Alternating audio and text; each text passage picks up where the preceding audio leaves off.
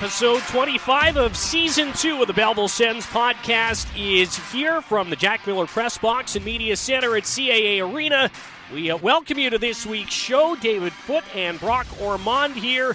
Thanks for checking in with us as we continue to roll through the offseason and keep you in touch with what's happening around the hockey club on the ice and off. And this week we'll continue as well with our exit interview series. We'll hear from Belleville Sens' leading scorer this season, Garrett Pilon. We'll hear from their top offensive player, Angus Crookshank. An incredible year from him. And we'll also hear from one of the late additions to the squad. That would be Jamieson Rees, who joined the team in a trade after, or right around, I guess, the American Hockey League's trade deadline. And didn't play in the playoffs, but was impactful down the stretch, and we'll talk about all that throughout the course of the show. We'll also get you up to date on what's happening in the Calder Cup playoffs. Still, the conference finals are set.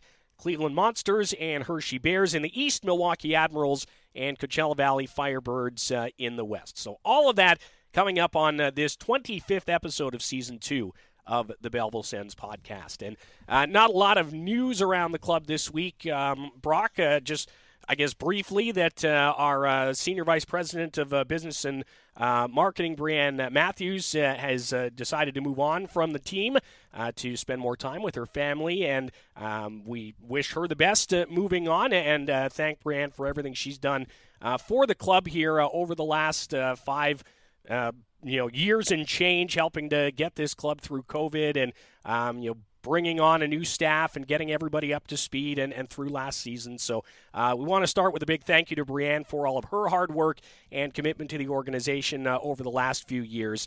It's been a bit of a strange week for our club, but we're moving on. We're looking ahead and excited to see what is to come. So with that, let's start chatting about our first feature player this week, because again, not much news otherwise in terms of roster or anything like that.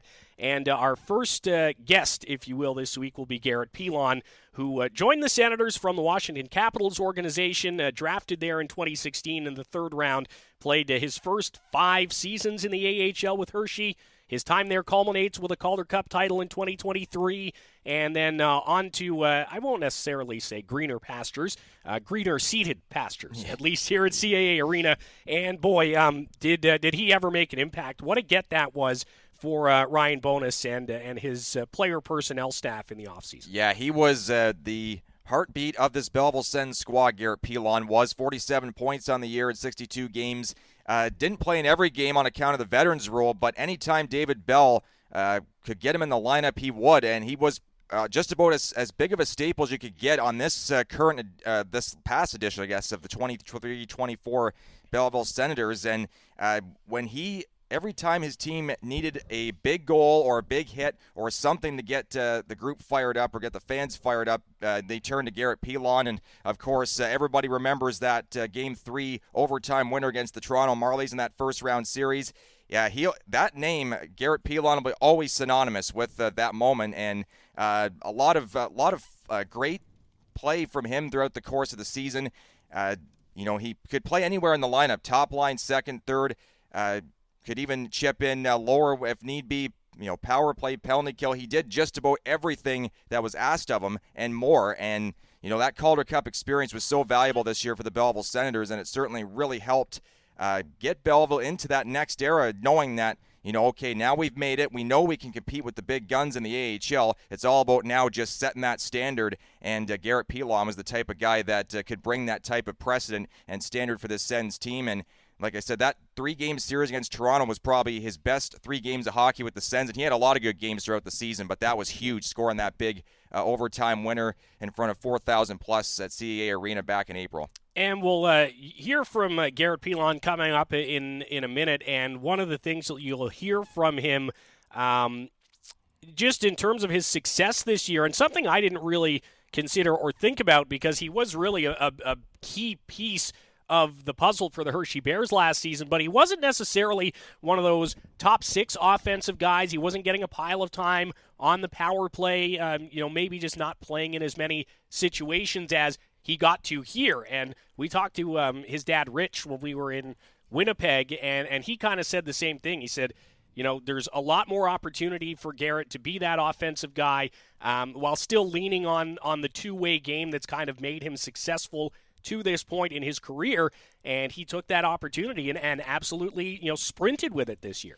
Yeah, and bringing that valuable experience here to Belleville was so crucial, and you could tell he got more comfortable too as the season went on, knowing that David Bell was going to put him in situations where he would succeed, and Belleville certainly was helped by that, and were really valued for their efforts. And Garrett Pilon was a leader. He was the type of guy that would give you the shirt off his back, and the way he played certainly inspired a lot of guys for sure in that Belleville Sens dressing room.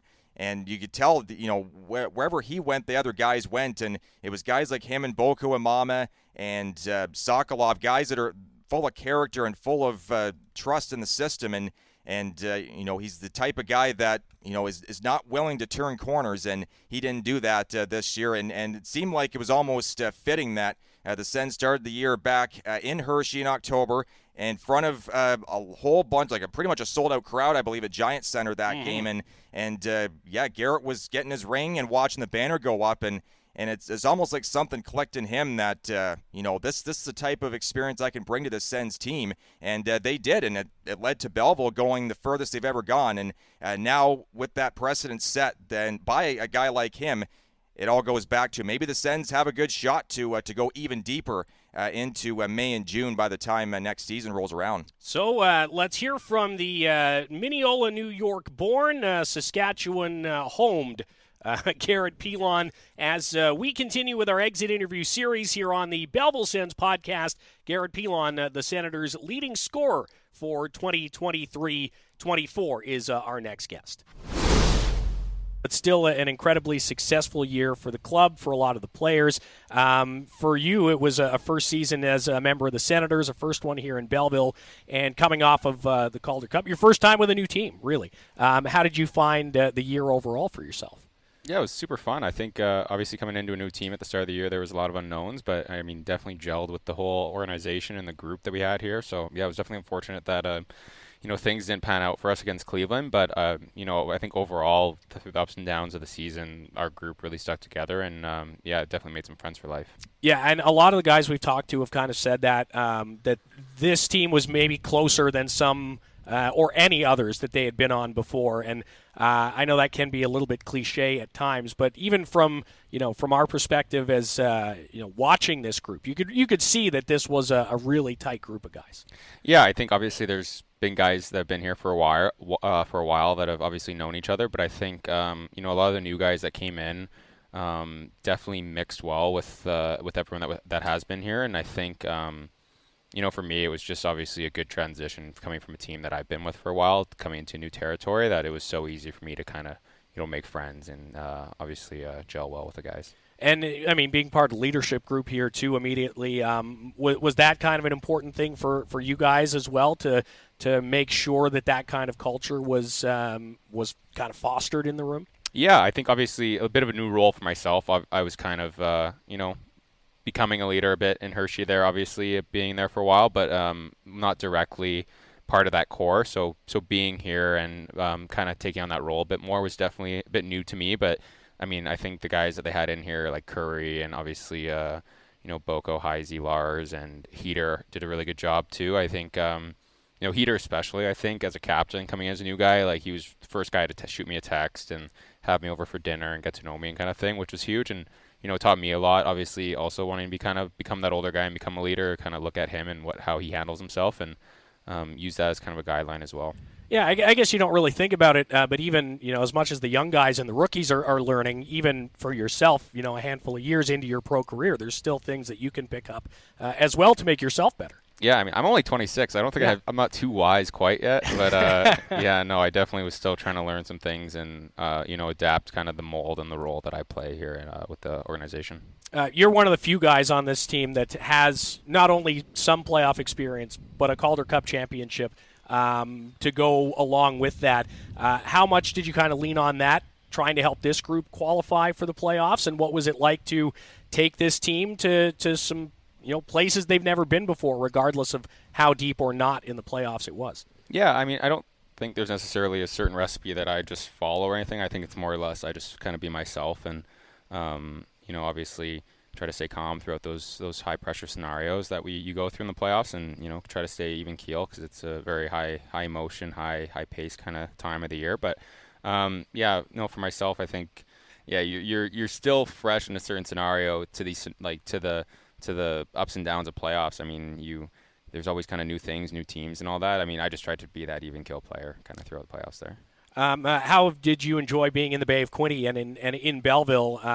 Hershey's not a giant town, but Belleville's a pretty small community. How did you enjoy just kind of being around and living here for a season? Yeah, it's cool. It's a new experience, right? Like you gotta try some new things. Obviously, being in Hershey for a while, it almost became too normal for us in a certain aspect. Sure. Where obviously it was nice to kind of try some new restaurants, meet some new people and all that. And my wife and I really fell in love with obviously the area as well. Got to meet some of the small business owners and some of the small restaurant owners there and some of the wineries. So it was definitely a good experience for us. What does the summer look like for you outside of your training? How will you decompress from the season? I don't know. I got a ton of weddings I got to get to. That's probably the biggest thing right now. But, probably just definitely go back home, hang out, see some family, go golfing, all that sort of the cliche hockey stuff that you got to get out of the way. But, hopefully go out to the lake and have some weddings. Any fun locations for the weddings? We have a Kelowna wedding, which will be Kelowna's nice. Yeah, it'll be pretty fun. So hopefully the weather's good over there, and that's probably the one that's on the top of my bucket list. I got a couple in Saskatoon, so those are probably my favorite too. Go back home. It rivals Kelowna. So yeah, absolutely. Again, whatever the summer brings, whatever next season brings, all the best moving forward. It was outstanding having you here this year, and a lot of fun to watch you play. Yeah, no, thanks. I appreciate chatting with you, Footy. All right.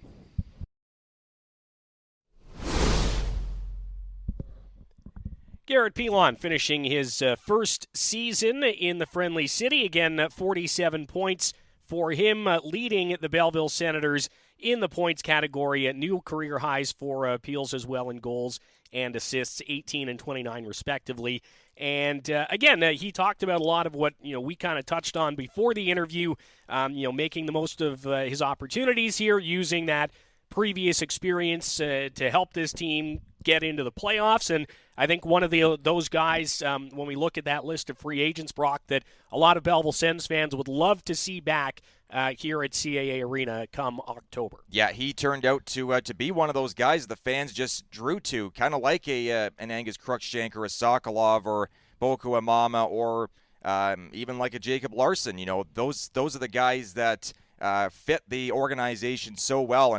And like Pilon said in his interview, he said that, this is a type of thing that's a new experience for me. And, like as great as Hershey was, coming here and trying to set a new standard is something that he would have wanted to do and give another team a chance to win. And even though, his old team's doing pretty well without him, but the Hershey Bears are not doing too bad. But Garrett Pilon and the Belleville Sens certainly were a good match. And he's going to be a guy that really is going to be interesting to watch next year to see where he lands. Hopefully he does end up back in Belleville, because I believe he could be a real leader and continue on the momentum that he had from this year. And again, leading the team in points is something that you never shake a stick at. 47 points, which is also a career high for him.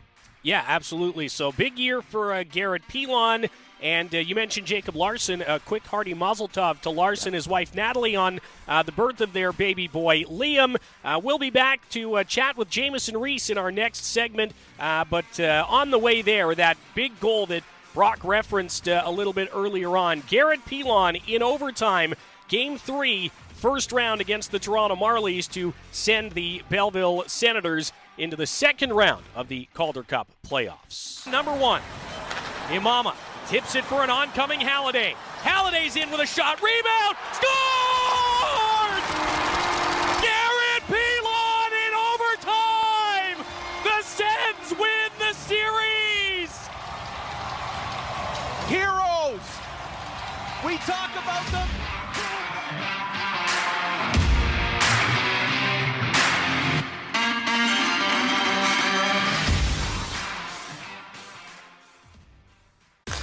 Stay ahead of the game. Plan now for the next season of Belleville Senators hockey.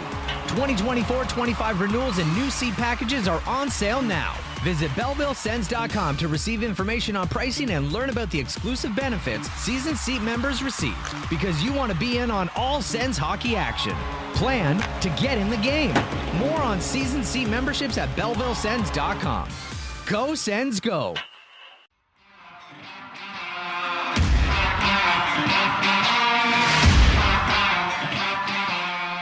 Episode 25, Season 2 of the Belleville Sens podcast continues. Don't forget to subscribe to the show wherever you're listening so you don't miss an episode through the off-season. We may eventually get to that point where we're off and on due to a lack of news and, the need to, frankly, take some time this summer and enjoy yourself. But, again, subscribe to the show wherever you listen. You won't miss an episode. Toss us a rating and a review. That really helps us as we continue to build the program, and always glad to have you listening along. And if you're a fan of Jamieson Rees, which there are a lot of, you'll probably enjoy this next segment as we get set to chat with the Hamilton native who joined the Belleville Senators from the Carolina organization at the AHL trade deadline. David Foote, Brock Ormond, here with you. And Jamieson Rees was an interesting pickup, I think, by Ryan Bowness. At the deadline, again, a deal for a draft pick to the Carolina Hurricanes. And we talked in the last segment about the opportunity for Garrett Pilon to come to Belleville and play a bigger role and, find maybe a little bit more success. For Jamieson Rees, this was also a big opportunity for him because it was a really strange season for him coming off a Calder Cup a couple seasons ago in Chicago and not really finding the same success that he had there. Gets moved to Carolina, and all of this also has to do with the fact that the Chicago Wolves had no NHL affiliate.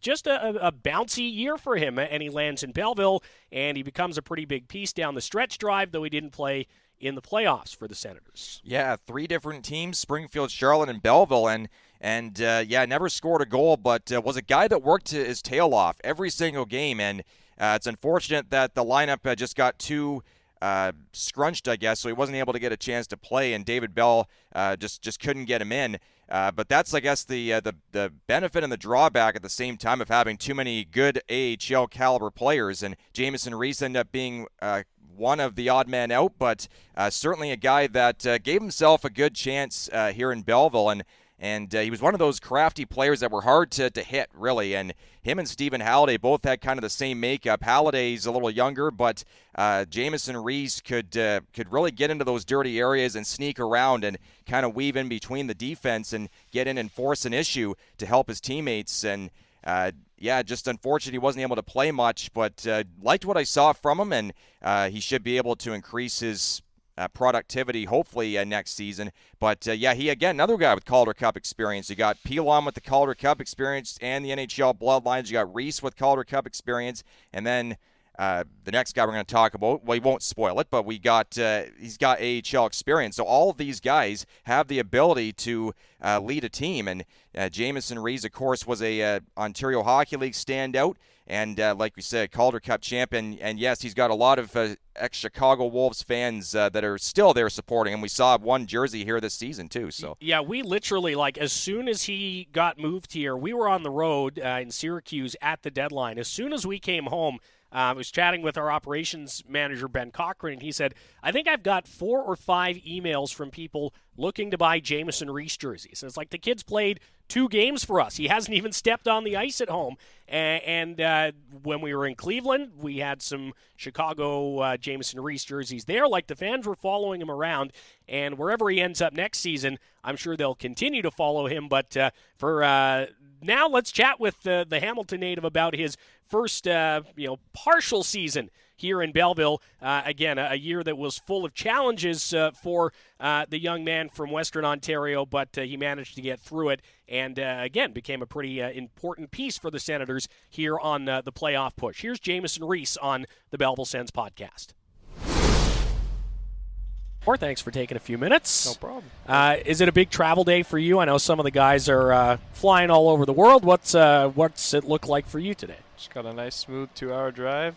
back to the Hammer. That's it. Just will you spend most of your summer there in Hamilton then? Yeah. Yeah. We talked to, when you first joined the team, it's been a bounce around season for you, Springfield, Charlotte, Belleville. How can you kind of put the campaign into words? I mean, yeah, like you said, it's been a lot of bouncing around. It's been a crazy year for me, and I mean, with everything that kind of went on, obviously didn't go the way that I was hoping for after the season I had prior. I was hoping to kind of carry what I did the year before and bring it into this year, which obviously didn't really get the opportunity to do. But, I mean, I know I can do it, so I just got to go home and work on my game, get better in the gym, and I'll find it again. Yeah, for sure. Let's hone in on your time here in Belleville. You played 14 games here, 4 assists over that span. You were with the team over the playoff run, though didn't play. How did you find your time here settling in after the trade and being impactful, at least in helping the team clinch that playoff spot? Yeah, I mean, like I said, crazy year, and it's definitely good for me to kind of be in a spot where guys want to help me get better and on the ice and off the ice. I think the staff here did a great job doing video with me, and Mitchie helping me out in the gym. So, like I said, I think my time here has been good and good for me. Kind of get me going back on the track I need to be going on. I was going to say, how does it kind of, set you up moving now into the summer and trying to, make a mark ahead of next season? Yeah, I mean, I'm in a spot now where I know they brought me here for a reason, you know what I mean? They obviously saw something in my game, and like I said, I wasn't really able to show that this year. Obviously, with the way things went, I lost some bits of my game, but I've been in a situation like this before. Maybe not as, I don't know what the word is, but I got some stuff to work on, and I'll find it again, like I said. Yeah. Again, you've been in a handful of pretty, bigger markets in this league. Chicago, Springfield's a little bigger than Belleville, Charlotte, obviously. How did you find just being in Belleville for a few months and just kind of being a part of this community? Yeah, no, I loved it. As much as I was in those bigger markets, I played in a small market in Sarnia, a small town just like Belleville, so I'm used to it, and I like it here a lot. Yeah, and a Southern Ontario guy as well, so being from Hamilton, not too far from home, that must have been nice. Yeah, it was nice, really. Yeah. Had a couple off days, went home. Haven't really had that chance to do that since I've been pro, but I definitely love it. Easier for the parents to come down, family, friends, so. Yeah. Obviously, we know you're training, getting ready for next season. What else will take up your time through the summer? A lot of golfing. Yeah? Got my week booked right now, and I'm going to I'll be off the ice for at least 2 weeks. We'll see about the gym, maybe a week, and then just kind of get back into it slowly. But for this week, I'll be hitting the links. Yeah, where are you playing? Just a couple courses around Hamilton. Got some buddies I want to catch up with, so it'll be fun. Nice. All right. Well, play well and have a great summer. And who knows, perhaps we'll see you again here in September. Sounds good. Thank you. Appreciate it.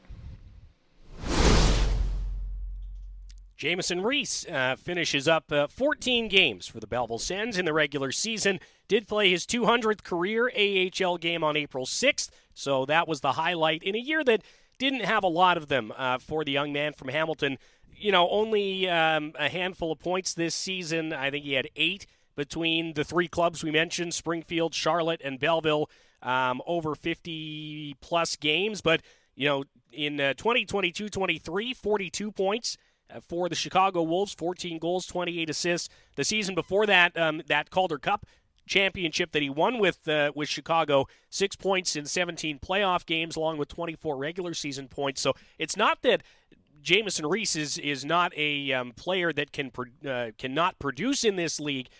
He's, again, just been bounced around, got hurt, I would say, by the lack of affiliation with Chicago because, that's where he played for 3 seasons, and then Carolina moves him out to Springfield, where he's not getting much playing time because of the Blues prospects, and then he goes to Charlotte, where he had a similar situation because of the Florida prospects, and then comes to Belleville, and like he said, he felt that change was good for him, and didn't find the score sheet for the Senators, but maybe started to turn himself back in the right direction ahead of some off-season training. Yeah, the challenges that professional players go through, it can be tough, and going from 42 to 8 points is definitely not something that really a lot of players can stomach, and sometimes you get in your own head and you start doubting yourself, like, what am I doing wrong? What if the coach doesn't like me? My teammates, what are they saying about me?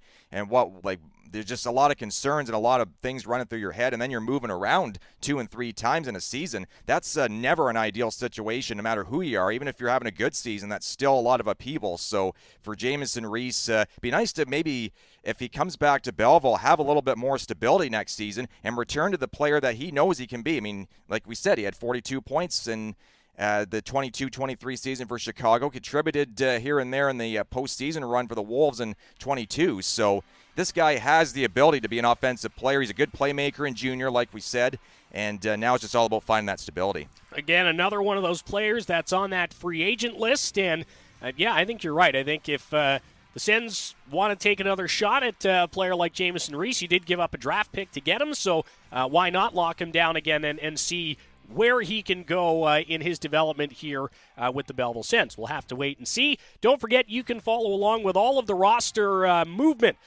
via our player tracker, the offseason tracker available at BellevilleSens.com. We'll take a short break on episode 25, season 2 of the Belleville Sens podcast. When we come back, the offensive player of the year, Angus Crookshank, will join us. Stay with us.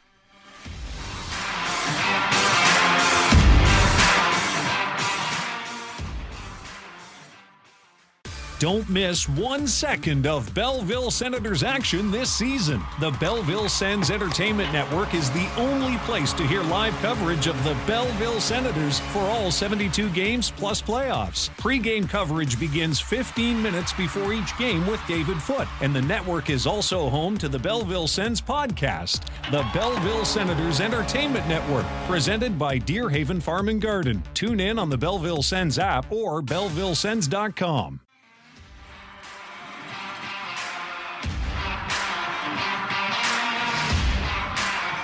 Episode 25, Season 2 of the Belleville Sens podcast, rolling on this week. David Foote, Brock Ormond here in the Jack Miller Press Box and Media Center at CAA Arena. The ice has been out for a couple of weeks now. Concrete floor exposed, lots of ball hockey being played here at CAA Arena through the summer.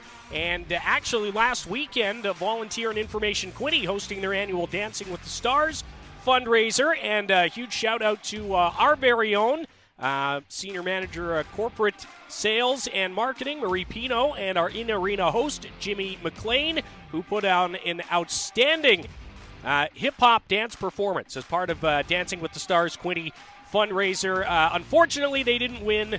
I'm calling shenanigans because they should have at least cracked the top 3. They were incredible, and big kudos to them for all of their hard work. For those who know about the Dancing with the Stars fundraiser, you kind of know what goes into it. For those who don't, basically you get business owners and folks from throughout the region. They get paired up with a local dance instructor. They learn a dance. They sell tickets to their friends and family and raise money for Volunteer and Information Quinte, which is a group that helps to find volunteers for organizations and charities that need them. So great cause and a great performance from those two on this past Friday evening here at CAA Arena.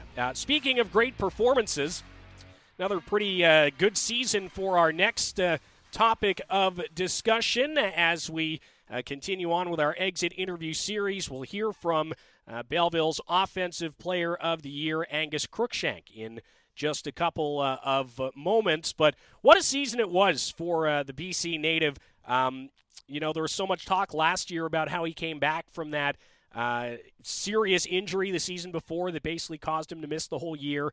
Managed to kind of get himself back up to speed last season and rolls into the preseason this year, guns blazing, ready to go, and puts together an outstanding start to the year. Was Belleville's leader in points for the majority of the season until an NHL call-up. Did suffer a couple of other bumps and bruises along the road this year. But how would you sum up the season for Angus Crookshank? I'd say pretty satisfying. And he said, I think I talked to him before last season, so 2022-23, and he said that one of the first things he was looking for was to be an Ottawa Senator and get his NHL taste. And he didn't really have that last year, but he did get it this past season.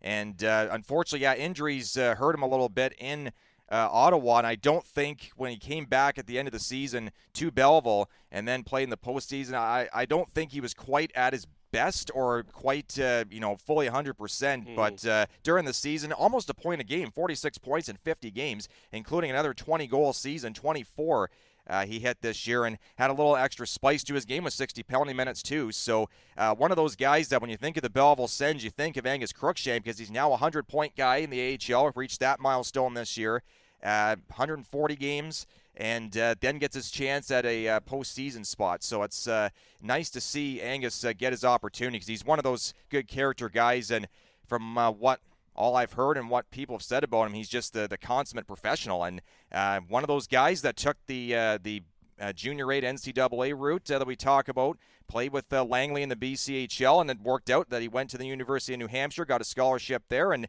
ends up being a draft pick of Ottawa, comes to Belleville, and really plays well. And it's nice to see kind of an inspirational story, too, after going down to injury before 21-22, missed that entire year, and then rehabs, comes back, and posts a 20-plus goal, 40-plus point season his next year, and then he adds on to that again this season. If he had played in more than 50 games in the AHL, I'm sure he would have racked up probably a 30-goal season with the way things were going. Played well enough to earn an AHL All-Star Classic selection, and scored a couple of goals at that event out in San Jose in February as well. So a huge season for Angus. And you mentioned the penalty minutes, and Angus Crookshank is one of the most competitive people that you'll meet, but I think this season we really kind of saw him come out of his shell a little bit more on the ice. You could tell that, after another full successful season under his belt, he was a little bit more confident out there, upped the physical play a little bit, and just the passion and emotion that he was showing when he would score, especially on the road, akin to Igor Sokolov and what we've become used to from him. You could really see that this was a meaningful season for Angus Crookshank. Absolutely, and it obviously seemed to strike the Ottawa Sens brass, because they looked at him intently, and they bring him in, and he does well under Jacques Martin, scores his first NHL goal too. So in Vegas, which is quite the place to do it, and the fortress out there. So you could tell he's the type of guy that is competitive. He wants to win, hates to lose, and that's what you want out of any professional athlete, whether it's hockey or anything else. So he's the type of guy that I could see. For our sake, we hope he's in Ottawa, but, it wouldn't hurt to have him down here again for another season. But if he does come back here and lights it up, then he's going to be really sought after by the NHL brass there. Yeah, he is a restricted free agent this year, which means Ottawa gets first crack to bring him back. I can't necessarily see them letting him go at this point. Though, again, we're not the ones who make those calls, so we're not going to tell you 100% for certain. But if I was an odds guy, I would say the odds are good that Angus Crookshank is back. Something he'll have to deal with this offseason for the first time in his career is a contract negotiation. We'll talk to him about that and more here on episode number 25 of Season 2 of the Belleville Sens podcast.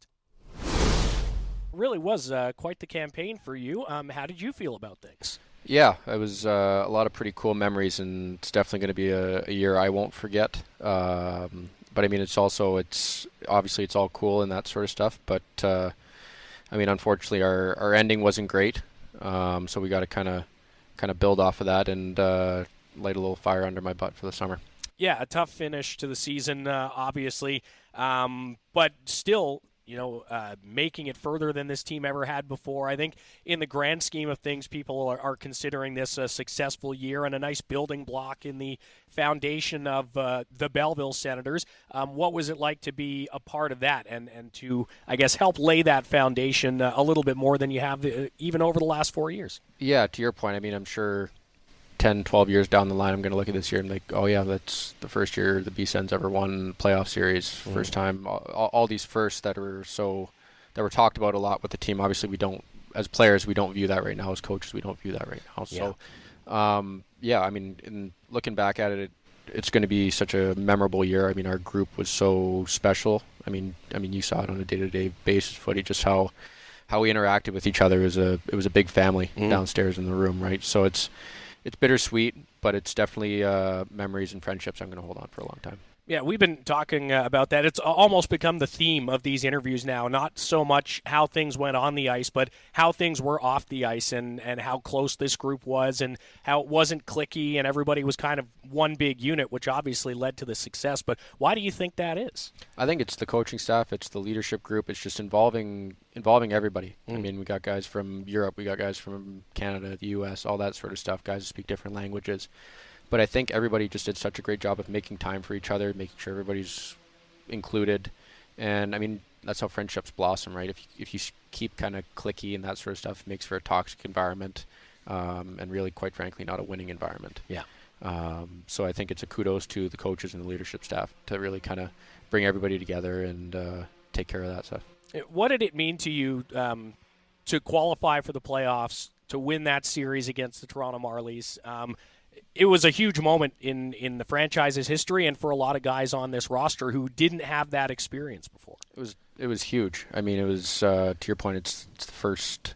I mean, I guess you could. It's the first playoff win for the B Sens, right? And it's obviously against the Marlies, which is an intense rivalry to begin with. So, yeah, it's incredible, to be quite frank. It's something that I'm definitely going to remember. And kind of a cool token that I'm going to probably tell my kids about at some point. Yeah. In terms of highlights for you, again, as we said off the top there, you have a lot of things to choose from. I would imagine the NHL debut, first goal, probably top that list. Yeah. I mean, it'd be kind of hard to top that. I got to be honest with you. But honestly, from the individual stuff's cool and all, but I think it's just honestly coming to the rink every day with these guys, whether it's a good day, a bad day, a work day where the coaching staff's grumpy with the players and the players kind of have to bond together and work through whatever the coaches are going to throw at us. It was awesome just coming to the rink, and it made coming to the rink in those hard days a lot more enjoyable. Yeah. And sometimes those hard days are, I tell people sometimes, like, our great days are the best they can get. Yeah. But our bad days are a heck of a lot worse than other people's bad days. Yeah. So it's just kind of embracing those moments and really just being around the guys and enjoying our time together. It's going to be a bit of a different summer for you being an RFA. It's a contract year, and not to get too deep into that and the process, but how does it kind of change your outlook heading into the summer? I don't think it changes much. I think at the end of the day, I just got to take care of my business. I mean, I mentioned it in the Kingston interview. I wasn't happy with how I produced in the playoffs. I think to an extent I let the team down. I got to be able to produce in some of those moments. Sure. And it's, to be honest, it's still eating me a little bit now, especially with everybody packing everything up. So it's just try to fight it. I'm sure over the couple days I'll process it and that sort of stuff, and now I got to try to use it to be the best version of myself. Yeah, and I can understand feeling that way yourself, but trust me when I say nobody feels that way, that you let this team down by any means at all. So I don't know if that's any consolation, but at least know that. What else do you have planned for the summertime? You'll head back out west and surfing and all that stuff, I imagine? Yeah, I hope to make it out surfing this summer. Got a nice kind of trip planned with some of the guys to drive back with. We're stopping at a couple golf courses on the way, which will be pretty cool. It'll be my first time with a caddy. Nice. Which I've never experienced that before, so I'm looking forward to that. And yeah, just honestly, it's a big summer for me. To your point, it's RFA. There's a lot to prove still. I mean, I think to your point, it was a positive year in the sense that I was able to play well down here. I was able to play well in the NHL. So hopefully I can keep that going and try to keep working my way through my career. Yeah, definitely not the finish that anybody in the group wanted, but a milestone year for the club, for yourself. Thanks for the time. Have a great summer, man. Appreciate it. Awesome. Thanks, buddy. Appreciate it. So there's a pretty frank and honest conversation with Angus Crookshank. You can hear in his voice, and again, these interviews were done on locker cleanout day, which was like 48 hours after the elimination against the Cleveland Monsters. And Angus mentioned it, in that interview, he didn't put up the numbers he would have liked to in the playoffs. And you can tell, as much as we said earlier, that you could see the emotion on the ice and how much this season meant. You can hear it in his voice, too, that, obviously he's pretty disappointed he wasn't able to do a little bit more to help this team perhaps get further in the playoffs. Yeah, and Angus is always insightful, and he's always a treat to listen to because of the fact that he's not going to pull punches and say something that he doesn't believe in. He'll be frank and honest with you, like you said, David, that he probably wasn't not necessarily not good enough, but just not at the pace and not at the level that he knows he can play at. Yeah. And he certainly will take the 2 points in 7 games and look at it and say, well, okay, this is my first time in the postseason. I know what it takes now to step in those big moments and to play the way that I did all season. And now it's just about going back to the drawing board and figuring out what do I have to do to step in and kind of seize the moment and kind of learn from a guy like Garrett Pilon, like we've mentioned, who has been through that and scores a series-winning goal, wins a Calder Cup the year before, and contributes. And now it's just all about figuring out what do I have to do, and maybe that's throwing the extra hit along the boards, or making a play in the corner that maybe you wouldn't necessarily make before, or getting in front of the net more and getting your nose dirty and distracting the goaltender, or maybe it's just offering a word to a teammate on the bench or something like that, and standing up and being one of those leadership guys to say, listen, we got to turn ourselves around if we're having a game where we're struggling. So I'm sure Angus, again, he's a smart guy. He's insightful. He is introspective too, as you can hear in that interview. He knows where the things are that he needs to improve, the areas that he may want to give himself some support, and overall he should be back and should be well worth improving on for next season again.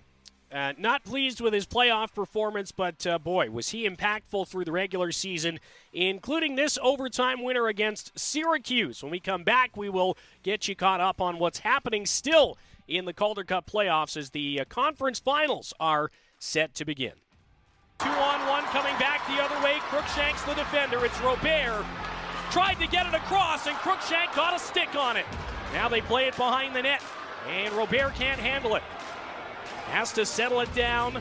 Slowly up high in the zone. Gives it to Gonzalez. He will shoot. That's blocked by Clevin. Crookshank's got the rebound. What a defensive play a moment ago by Angus Crookshank. He'll carry it back in himself. Crookshank with a shot. Stop. Scores! Angus Crookshank wins the game. The All-Star doing All-Star things. And the Senators take 4 points on this weekend trip to Syracuse.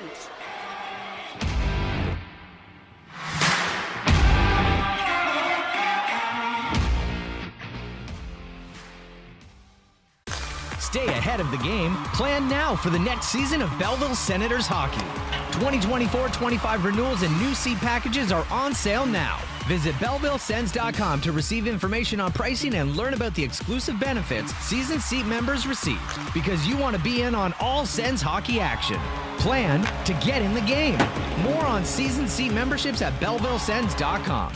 Go Sens, go!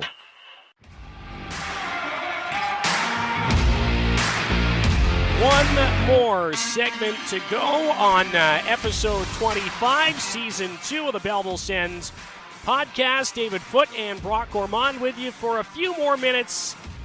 And the game plan for this final segment is to get you caught up on the Western Conference and Eastern Conference finals here in the Calder Cup playoffs. The conference final matchups are set. I think a lot of pundits, a lot of AHL standings watchers are probably not overly surprised to see that the Coachella Valley Firebirds, the defending Western Conference champs, and the Milwaukee Admirals, one of the top teams in the league this year and in previous years, have qualified for the Western Conference final. In the East, it is the defending Calder Cup champion, defending Eastern Conference champion Hershey Bears. Really no surprise that they are there, and they'll take on the Cleveland Monsters, who swept the Syracuse Crunch in 3 games after that 4-game series against the Belleville Senators. Let's maybe start on the West. A Milwaukee team that, again, historically has been extremely good. They have really good goaltending, and they're up against defending Western Conference champs who are looking to get back to the Calder Cup final for the second consecutive year, and in just their very young history, this is going to be a really good series. Yeah, 100%. And all four of these teams are going to be so interesting to follow and to watch because of the fact that you got two of them that were there last year, Hershey and Coachella Valley, and it's just unbelievable when you look at the sheer contrast between those two teams last year, especially the Bears and the Firebirds. The fact that Hershey was one of the most historic AHL franchise. The Coachella Valley Firebirds are the least historic, to say the least. They're only in their second year. They make it the first year last year and go to 7 thrilling games, and then now they're back in the Final Four this year. But the Milwaukee Admirals are going to be an interesting team too because they went on that long winning streak, like we said, and outdueled the Central Division Texas Stars. And then they go in and had to come back too to win. But that'll be interesting to see what shakes down. And it's those like we saw Milwaukee way back, I think in October when they were here, and then they went. Belleville went out there, I believe, in December or January. So haven't seen much of them. Coachella Valley, haven't seen much of them at all. So it's going to be very interesting to see. But of course, the Sens have some players on that list for the Firebirds that could really contribute. And it's so hard to make because all four of those teams can win at any given moment. So it's going to be so hard to decipher who's going to win. And it's a best of 7 series too. So you got a little more time to kind of breathe a little bit where, those best of 3, best of 5 series, you got to be going right from the outset, right from, drop of the puck game 1. You got to be acting like it's a must-win situation every time you're out there. So, but yeah, I'm looking forward to seeing these series and how they shake down. It's going to be really interesting.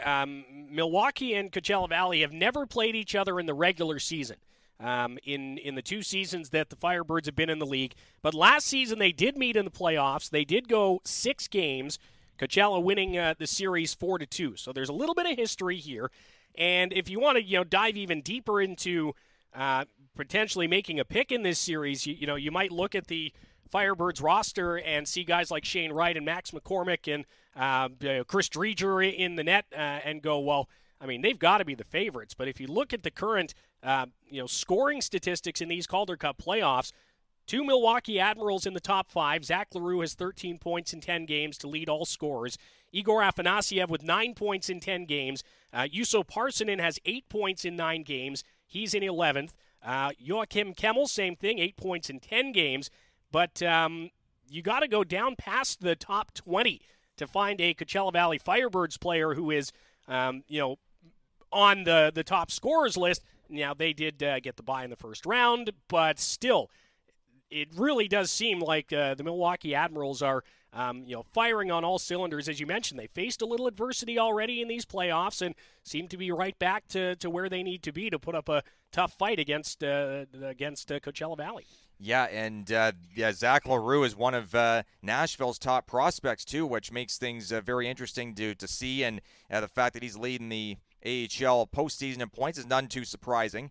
And Milwaukee's had a powerful offense all season, and the Admirals, another team that's been around the block for a while in professional hockey in the AHL and the IHL. So I'm looking forward to seeing what they can do to try and poke the balloon or pop the air out of the balloon for the Coachella Valley Firebirds, who have been a well-oiled machine since day one when they first broke in alongside the Seattle Kraken. So should be a good series, and I imagine it'll probably go about 6 or 7 games, you think, with Coachella Valley offering some stingy defense in place of Milwaukee. But at the same token, the Firebirds were the highest scoring team in the league this year, 252 goals. So it's not at all like they can't score. It's just, they played fewer games, and they also are a team that just decide to change their style of play that they know can be effective, and it's all thanks to Chris Dreger in the back end as well.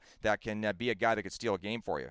Max McCormick, Devin Shore, Andrew Podorowski, all 6 points in 7 games for Coachella. Those are their top 3 scorers. And this is a rematch of the Western Conference Final from last year, which, again, Coachella took in 6 games. So we'll see what happens this time around. Game 1 of the Western Conference Final is Wednesday, May 29th. We are recording this on the morning of Tuesday, May 28th. Game 2 will be on Friday, May 31st. Both of those out in California. The series will shift to Wisconsin early next week, Tuesday, June 4th for Game 3, as they go the usual 2-2, 1-1-1, I believe, and they may go 2-3-1 because of the travel. Either way, it's a 7-game series, and we'll update you on things next week. 3 games of that series should be done by the time we're back for episode 26. Let's flip over to the Eastern Conference Final. Cleveland and Hershey, 2 teams that Belleville knows fairly well. You talked earlier in the segment with Garrett Pilon about that season opener in Hershey. Belleville shutting out the Bears in their banner-raising night, and that was basically the only blemish for the Bears all season long. They were incredible the rest of the way. They've had an extremely strong playoff, made the most of their bye in the first round, and now they're up against another team that had a first-round bye and has maybe not had such a tough time, save for that series against Belleville. Again, this is also going to be an extremely good series, and to me it seems like 4 teams who deserve to be where they are. Yeah, absolutely, and the Bears still have not slowed down one bit. They were the best team in the American Hockey League all year. They were defending Calder Cup champs for a reason, and they're very well coached, and it's a system that is hard to beat, and the Belleville Sens did find that out in February once Hershey got themselves all fine-tuned.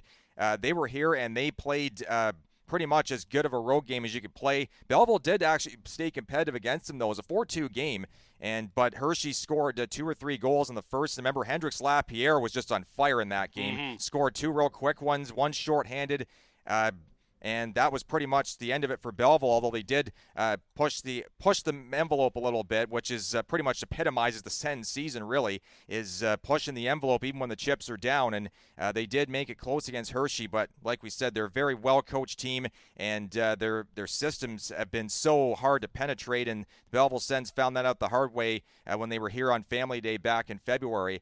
And, the fan support was great for that game from the Bears, too. I remember they're seeing a couple of Washington Capitals jerseys and a bit of the chocolate brown, dotting the arena here at CAA. So, the Bears are always a team that when you think of the AHL, like we've said plenty of times before, you think of a team like the Hershey Bears, and they're looking to become the first team. They still got to win 4 games in this series against Cleveland, but they're looking to be the first AHL team to win back-to-back Calder Cups since, who else? The Hershey Bears, 2009 and 2010. And that would be number 13 in that franchise's history if they can get there. But as we know maybe all too well, the Cleveland Monsters are a stingy team. They are opportunistic. Both of these teams are really good on home ice in their very big buildings with loud crowds. But you got to think with the way that things have gone for Cleveland, Jet Greaves is going to be a big key, although he missed a game, at least one game in that Syracuse series, and Malcolm Subban had to come in and put up a pretty strong performance to help Cleveland get the win. So goaltending-wise, maybe it doesn't matter who's in net. They've got a pretty good tandem there. Oh, absolutely, and Jet Greaves was stingy in that series against Belleville. Belleville did beat them once, but that was in Game 1 when Cleveland was still trying to find its legs a little bit. And then, like we said before, David, the third period of Game 1, Cleveland really found their legs, and it was pretty much a ominous foreshadowing of what was to come. 16 shots in the third. Matt Sogar was a brick wall to keep Belleville in the win column for Game 1, but after that, Cleveland just grinded the Sens right down, and Belleville put up a great fight and a valiant effort. Unfortunately, Cleveland just was a little too much, and then they go in and take the momentum from that series into Syracuse, and they sweep them in 3 straight. So 6 straight victories going into this series. So maybe the momentum will continue on, but as we saw in the one series that involved the Ontario Reign, who were 5-0 going into their series at Coachella Valley, doesn't always play a factor, but certainly they got to be riding on a high right now. Those Monsters fans came in droves to Belleville earlier in the season, or earlier in the last series. So, but yeah, goaltending's going to be crucial for them, and they go as far as Jet Greaves or Malcolm Subban will take them, and we know Malcolm pretty well from the Belleville Bulls days. We know he can steal games. He did it for 3 seasons, so right here in the friendly city. So be nice to see Malcolm carry the mail, but I'm sure we'll probably see Jet Greaves start Game 1 against Hershey. The rookie Justin Pearson, the leading playoff scorer for Cleveland, Owen Sillinger, Marcus Bjork, David Juracek, each with 5 points. And still waiting for Trey Fix-Wolanski to really blow up, but who knows? He could do that here in the Eastern Conference Final, which begins Thursday, May 30th in Hershey. Game 2 is Saturday, June 1st, also in Hershey. And then Game 3, as is the case for the Western Conference Final, also next Tuesday on June the 4th. So, following that, we'll be able to update you on both conference final series on next week's episode, number 26 of Season 2 of the Belleville Sens podcast. We'll also have a trio more of interviews for you to hear and catch up with some of your favorite Belleville Sens as they packed things up to head out for the offseason. Thanks again to this week's guests, Garrett Pilon, Angus Crookshank, and Jamieson Rees. Thanks to Brock Ormond for riding shotgun as always, and to you for listening. One more reminder, please subscribe to the show wherever you're listening. Toss us a rating and a review. We'd really appreciate that. And we'd appreciate it if you tune in next week as well to episode 26 of Season 2 of the Belleville Sens podcast. We'll talk to you then. For now, have a great week.